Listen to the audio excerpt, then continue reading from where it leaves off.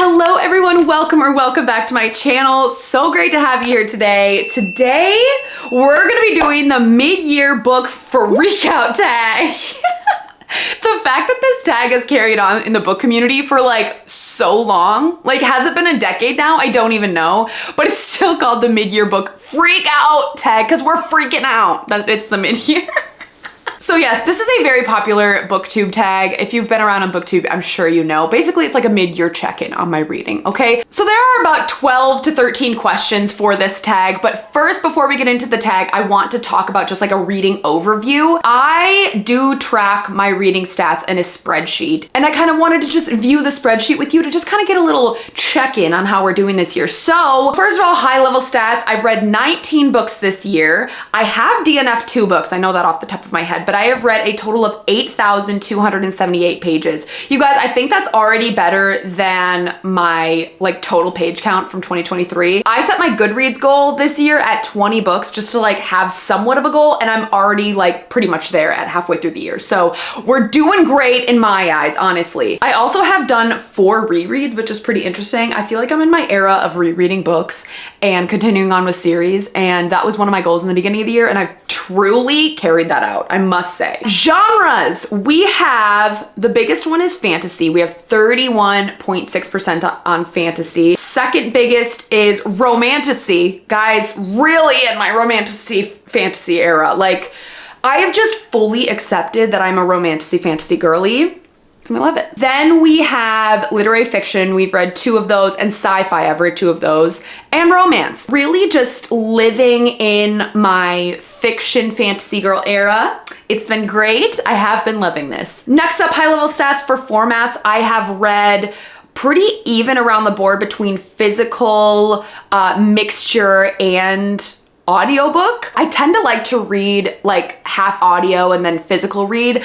Physically reading just takes me so long to do, and audiobooks and like listening to books are way easier to do just like on my commute to work, or like, you know, at the gym, or while I'm cooking or doing dishes, stuff like that. Like putting on an audiobook, it helps me get my reading goals up, you know? Authors, I have read 9 new to me authors, 8 read before, and then 1 debut author. Love that I'm reading mostly new to me authors. That is a great thing. So in terms of the amount of books that I'm reading every month, my highest reading month has been June with 6 books. That's a slide! And that is all thanks to Bree from 4 Paws on a Book for hosting the amazing readathon. I have been a co-host this month, and it's been absolutely incredible. Truly, I think this has been my best reading month yet, not only in terms of number of books, but also number of pages.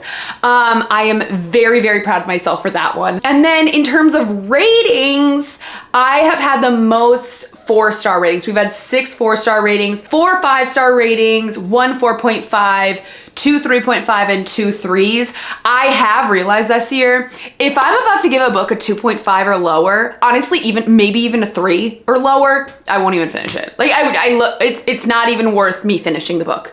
So I tend to just DNF books if I think I'm gonna give it a 2-star. It's just not even worth my time. The other thing is I have read 2 nonfiction books this year, and 17 fiction books. So not too bad, I guess, in the nonfiction category. Like it's better than nothing, I guess. And I don't necessarily have a goal to read more nonfiction. I just enjoy that. So yeah, those are my high level overall reading stats for the mid-year check-in. I do feel like I am keeping on pace with some of the goals that I set this year. My biggest goal in the beginning of the year was to continue on with series and read series. And I genuinely, like, I have been a series girl, babe, for this entire year, and it's been amazing. I really feel like I am reading some high quality books that I am very much enjoying. So I'm gonna continue on that path for the rest of the year for sure. Okay, so let's move on to the questions for the mid-year book freakout tag.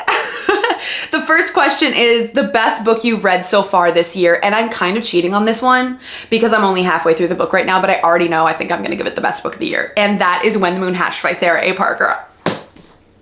Internally screaming. I am halfway through the book right now, but I can already tell you I think this is gonna be my best book of the year. If it keeps going on the trajectory that it's going, it's gonna be the top. Like, I am beyond obsessed with this book. It is so good. So the book follows our main character, Rave, and she's kind of like an assassin, but not like officially an assassin. She just is involved with this rebel group who recruits her to kind of carry out the deeds that they need to have carried out. So she's very good in the weapons department, and she knows how to be aggressive when she wants to be aggressive, if you know what I mean. So you're kind of following her as she ends up getting into some sticky situations in the beginning, and then we start a nice little enemies to lovers romance, which is peak. It's amazing. I am beyond obsessed with it, and it's everything that I've ever wanted. The reason that I like this book so much is not only the romance is romancing right now, the tension is tensioning, it's incredible, but also the fantasy world is so well thought out. It is so well done. I'm obsessed with the world building in this book. I feel like we're getting really great exploration, and I love exploring a world in fantasy. Okay, you have a map, we have the appendices, like there's literally a glossary of like words to look up and like terms to know in this book. It's just everything I've ever wanted, and she is such an incredible author. I think she's really doing justice to this book, not only world building, character building, all that kind of stuff, but also in the writing. Personally, really like this writing style. It is very descriptive. She tends to include adjectives or descriptive words in front of like every noun. So let me just give you a quick example. She says, "Knee bats her plain parchment wings and rises from the hollow, fluttering around me in a churn of giddy motion, nuzzling my face, shoulder, and neck." Like, it's very descriptive and kind of wordy, but at the same time, love that writing style. Like, personally, I really enjoy it. I feel like it really creates a beautiful image in my head, and I'm just absolutely in love with it. The pacing of this book does not stop. It literally, like, right from the first 100 pages, you are just hooked, can't put it down. It's incredible. So I think I'm gonna give this my best book of the year. Absolutely, hands down. Okay, cool. Second question is the best sequel that you've read so far, and I gotta give that to my girl. Okay, if I had to choose a favorite book that I've actually fully completed, it has to be this. But I think I'm gonna give it to this. But best sequel, absolutely, 1000%, 100%, cried my eyes out, absolutely incredible, loved it. Cassie and Nesta forever. Oh my God. The way that this book made me feel. It made me feel seen. Nesta is my girl. I am Nesta, like I am her. I totally get the hype behind this book, and like it's honestly a shame that it's taken me this long to read. If you're watching this channel, I'm sure you're Sarah J. Maas girly. I'm sure you've at least heard about this book or know what this book is about. It follows one of the Archeron sisters from the ACOTAR series, Nesta, and kind of her journey overcoming trauma and dealing with difficult emotions, but also at the same time being in a really steamy hot romance with this like really beautiful fae warrior, and it's everything. I already want to reread this book. I read this book within like a few days in January, and like the way that I think about this book literally every single day, I get it. I am a Sarah J. Maas girly now. This book has fully converted me, and I will never stop talking about it.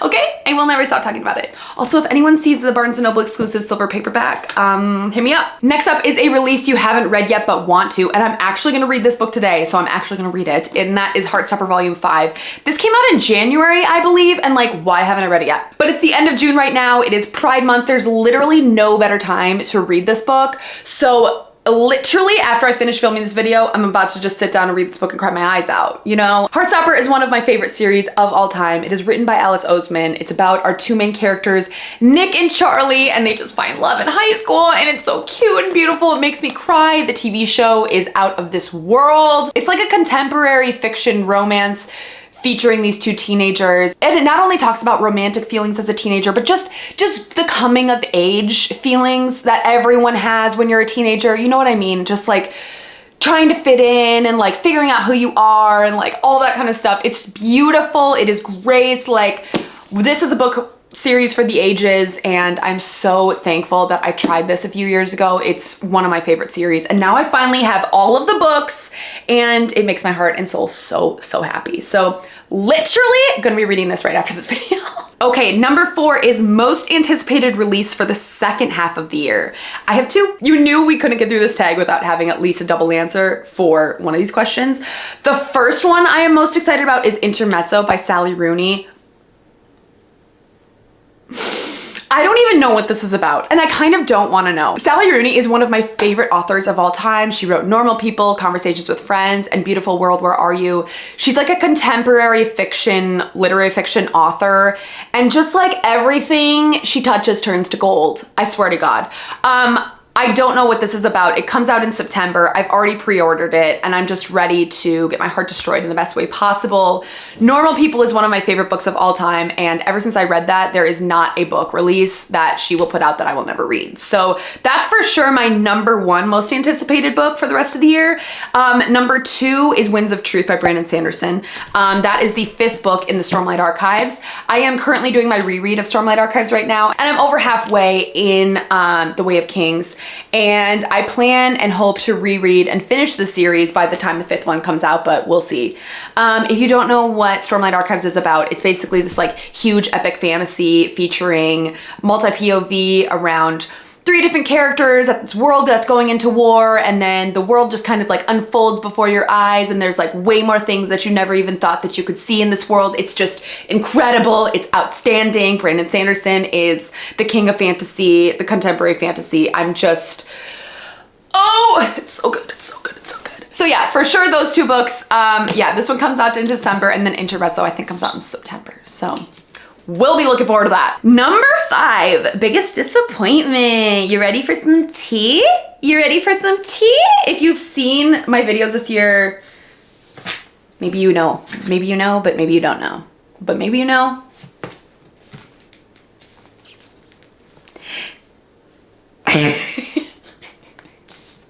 For sure. For sure, biggest disappointment. You guys, the longer I have gone away from reading this book, the more upset I am. I felt like we had so many promises in House of Sky and Breath and just leading up to the release of House of Flame and Shadow, and none of them came to fruition. Or if they did, it was the most disappointing and lackluster way. Like, ugh! The way this book could have been everything, the way that this could have been my favorite book of the year, the way that this could have been the pinnacle of the Sarah J. Maas universe, and it wasn't. And it wasn't. The stakes were so high, yet the outcomes were so low. Like, it just felt like we were building and building and building to this epic moment, this epic battle, everything like that. And like the way that the outcome was, bored.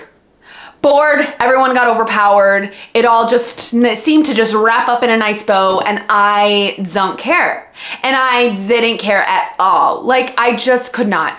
Also, the main character, Bryce, I started off in Crescent City 1 or House of Earth and Blood loving her. She's a little bit sassy. She was like just, you know, a girl who could speak her mind. But then we got to this book and she got real annoying and she got real disrespectful and she got a little bratty. And not that bratty's a bad thing because it's brat summer babe, but in like not a good way. You know what I'm saying? It was just annoying, and I just didn't end up liking her as a character at the end of this book. Everything was just too convenient, you know what I mean?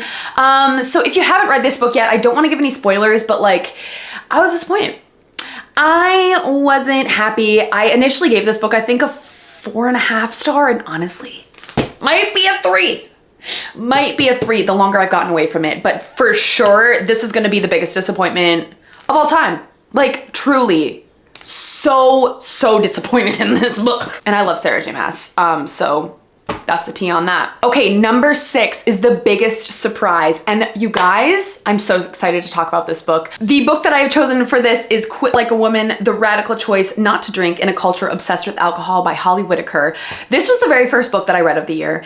And the way that I think about this book, literally every single day, literally all the time, This book changed my perspective on alcohol. This is a nonfiction book talking about becoming a non-drinker in the universe of a drinking culture. Holly Whitaker was a woman who had a alcohol problem when she was younger, and she overcame that. And she wrote an entire book all about big alcohol, the industry of alcohol, how it's marketed to us, how it's really effing bad for you, and how to overcome the social pressures of drinking and how to live a life of non-drinking. And I read this book within a few days in the beginning of the year because I was just like, it's just like the new year, like new goals, you know, wanting to better myself in some way. And I took on a challenge of not drinking.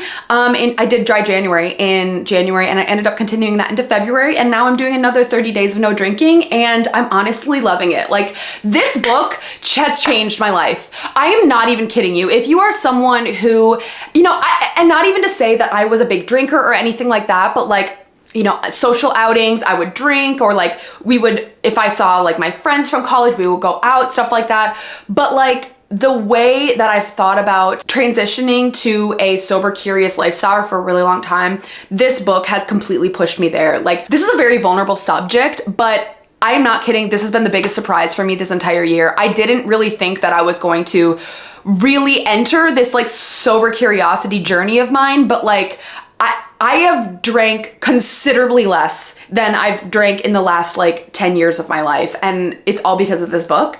And I am honestly so much better off for it. It's definitely the biggest surprise. I didn't even know what to expect going into this book. But I was honestly just curious about learning about becoming a non-drinker.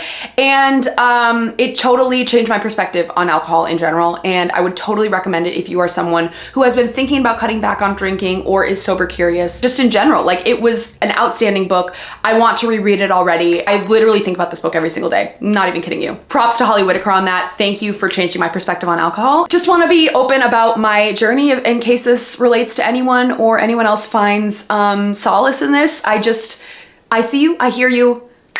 You got this, girl. You got it. Okay, number 7 is favorite new author, and that has got to go to Penn Cole, who wrote Spark of the Everflame and the Kindred Curse series. Obsessed with this book.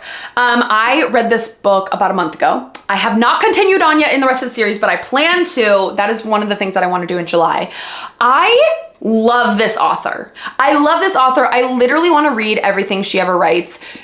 She knocked this book out of the park, okay? So the Kindred Curse series is another fantasy romance series, very fantasy forward, very slow burn romance, and it's just a world that I have become obsessed with. I think this author did a really, really great job of fleshing out the world, of world building, of setting the scene, of really dragging out the tension of the slow burn. I loved this book when I was reading it, could not put it down, and I'm so excited to continue on into Glow of the Everflame and Heat of the Everflame. I just feel like these books, they did get picked up as traditional publishing, but I definitely want to continue on in the series and then read like literally everything she's ever written, because she's honestly such a good writer.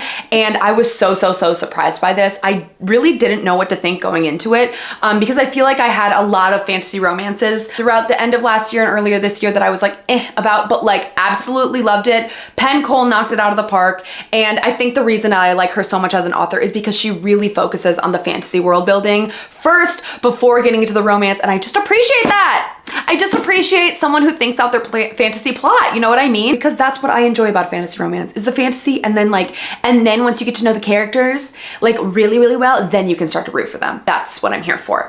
So Penn Cole, putting it out to you, absolutely love you, and cannot wait to read everything else you ever write.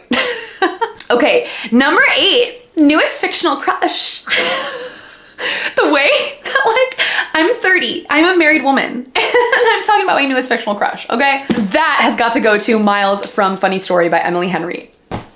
Guys, I didn't even like this book that much, gotta be honest, okay? I really didn't. I thought the main character was Daphne, I think was her name. I thought she was really annoying, but I loved Miles. But he's like my granola outsider loving book boyfriend. I loved him. He was the reason that I continued on in this book. Like, honestly, I read this book and I was kind of debating not finishing it, but I was so invested in Miles as a main character that I just like had to keep going. I genuinely loved him so much. He was such a cutie pie. And I really don't feel like he has golden retriever energy. He just has like camping granola energy. Like he's the guy who would wear chacos and like be like, hey, we're gonna go camping in like Grand Canyon this weekend, and like he has like a Subaru, and that's the kind of man that we love, you know? He's just a little bit scruffy around the edges. He has a little bit of a neck beard. Like maybe he has an ear piercing. Like we love him. Like he buys food at farmers markets, and I just am obsessed with it. He's our little hometown guy, and I just have this very vivid image of him in my head, and I'm obsessed with him. And I'm obsessed. Yeah, also he probably has tattoos, and I love that. So Miles, we are obsessed. Look, he's even wearing Crocs. Like, we love a man in Crocs. Also, this book was like a 3-star for me. Miles carried it. Miles carried it the whole time. And that's why he gets the shout out. Okay, so the next question is newest favorite character, and that has got to be Darrow from Red Rising series. This is the second one, Golden Sun. Darrow out Andromedus. Oh, I love you. I love Darrow. I love Darrow. Maybe he's my newest fictional crush. Okay, if you don't know what the Red Rising series is, get on it, babe. Get on it. So I read Red Rising in like March or something. I need to continue on to Golden Sun. I've probably read about like a third of this book so far, but I just need to sit down and get into it because the way that I've heard this book is some people's favorite book of all time. We need to get into it. But Darrow in the Red Rising series, you're following him. He is a Red who is born on Mars to terraform Mars. Humans are like overpopulating the Earth in this world, and they sent a bunch of people to kind of terraform Mars. And all of a sudden, within the first 100 pages of Red Rising, the world completely turns on Darrow's head, and it is not what he expected. And just the way that I love him as a character, he is power. He is like ready to take on whatever comes at him. He is full of surprises left and right. And oh, also Severo. Can we talk Severo? My little rat boy Severo. Okay, those are for sure my two favorite characters that I've met this year. Severo's a little rat boy in Red Rising series, and I mean, it's rat boy summer. We have to shout out Severo, okay? Severo is like a side character in the Red Rising series, and he's Darrow's like little minion, and it's sends me. I love Severo. I love Darrow. What else is there to say? Read the book if you haven't read it yet. It's incredible, okay? The writing style is so different from like a traditional fantasy novel. It's very like matter of fact, where it's like, we're going this way, and then we did this, and then we did this, and then 3 months went by, and then we did this. It's like very kind of fast moving and very matter of fact, but I kind of like how it's switched up from like a traditional novel, and it's incredible, and I love it, and I can't wait to continue on the series, and I need to continue on. This will be read by the end of the year, 1000%. Number 10 is a book that made you cry, and there's only one. This is the only book I've cried in this year, and I like heavy cried. I like sobbed, that kind of a cry. You can see it in my vlog if you want. I sobbed in this book. I know I've already talked about it, but like at the ending, the way that this book talks about trauma and like the way that I can relate, it just makes me sob, makes me bawl my eyes out. And normally I'm like such a crier, but like this year I've been choosing books that bring me joy. And this was the only one I've read that actually really struck a chord. Gotta shout it out to Akosif again. Okay, I've already talked about this book. We're gonna move on. Okay, number 11 is a book that made you happy. And I gotta shout it out to A Curious Beginning, Veronica Speedwell by Deanna Raybourn. I thought this book was so cute. I read this book back in March just as like a tryout for a cozy mystery, and I loved it. It was so adorable. So A Curious Beginning is the first in the Veronica Speedwell series where you're kind of following her as she's solving a mystery. And honestly, I am so bad at remembering what that mystery was off the top of my head, but I know I was intrigued, and I know that the ending kind of was like, whoa. I really entered a little bit of a Sherlock Holmes era in the beginning of the year. And like that book just like did it for me. It like made me happy. I loved Veronica as a female main character. I thought she was really witty. The banter she had with the male main character, who I can't remember his name off the top of my head, loved it though. Like their relationship, peak, gold. Loved it. And that is definitely a series that I want to continue on to. It just was like a fun little cozy mystery, and I feel like getting into the fall time is when I'm probably gonna pick up the second one. Was it A Perilous Beginning? I think it is. It took me on a ride back to 1890s in the British countryside and in London, and I was there for it. It was so great. It was perfect. It was just like everything I needed, all the vibes I wanted, made me genuinely joyous to my core. Okay, number 12 is the most beautiful book you've bought or received this year, and I've got to shout that out to the Akotar dust jackets that I got. I know I keep talking about A Court of Silver Flames, guys, but like I can't not. I gotta speak my truth. Do you want me to lie to you? No, I don't want to lie. I am an honest woman. Girl Scouts honor, okay?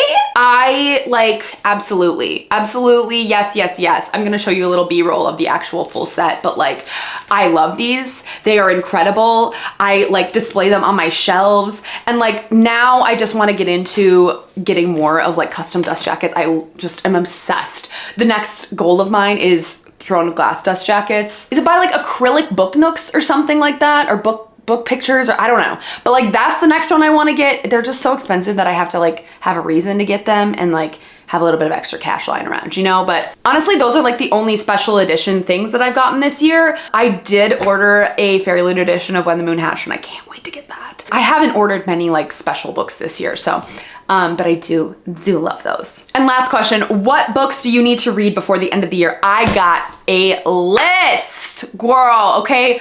Starting off, I want to finish the Throne of Glass series. I have read up to Crown of Midnight so far, and once I finish that series, I think I'm gonna get those custom dust jackets. I will be doing dedicated reading vlogs for Empire of Storms, Tower of Dawn, and Kingdom of Ash. I know I used to like do those in like a series that I did like 2 years ago or something like that, and then I just kind of stopped after Queen of Shadows, but I will be doing dedicated reading vlogs for those. Those ones I need to read Iron Flame. Onyx Storm comes out in January, and the way that I need to read this is it's criminal. Like honestly, I have so many people in my personal life who want me to read this and who want to talk to me about this, and I need to get on it. The next few I need to read I've already talked about is Golden Sun by Pierce Brown. I told myself I was going to finish the Red Rising trilogy this year, and I absolutely must. And the last one I want to get to is finishing the reread for the Stormlight Archives. I really want to be able to read Winds of Truth by the end of the year, so I need to get on it. I'm already like, I think I'm like 60% into this read, and I just need to keep going with it. So those are the biggest heavy hitters. I would really like to finish the Kindred Curse series as well, and then I think that's about it. Like I really don't have like a lot of required reading at all this year. I am in my mood read series reading girl era and fantasy girl era, romantasy girl era. It is just like the best thing that I'm living in, and yeah. That's about it. Okay, so I hope you guys enjoyed this video. I know this was kind of a long one, but like this was honestly so fun to film and just like a good little reading check-in. I am so passionate about the books that I've read this year, and I just want to share it with you all. Let me know your favorite book that you've read this year down in the comments below, or if you don't want to do that, just leave a like 100 emoji for like just being great and being amazing. I love you all, and we'll see you guys in my next video. Peace and love. Bye.